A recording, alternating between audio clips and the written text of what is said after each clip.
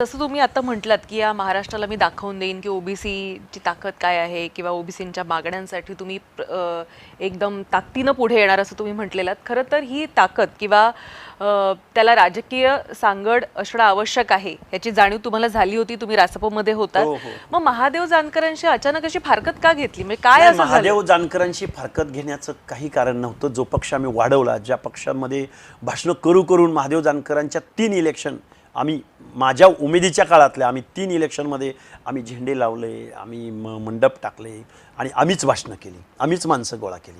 त्यावेळी वाहनं नव्हती, मोबाईल नव्हती. अशा कालावधीमध्ये महादेव जानकर साहेब ज्यावेळी सत्तेमध्ये गेले आणि मूळ मुद्द्यांपासून आम्हाला थोडंसं काही गोष्टी आवडल्या नाहीत.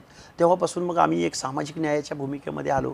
आम्ही त्यांना कधीही कुठंही त्यांच्या पक्षाला थ्रेड्स पोचतील असं कधी वागलो नाही, दुसरा गट निर्माण केला नाही, तिसरा पक्ष काढला नाही किंवा त्यांना ते डॅमेज होतील किंवा त्यांच्यावर काही शिंतोडे उडवणे असलं काही केलेलं नाही आम्ही.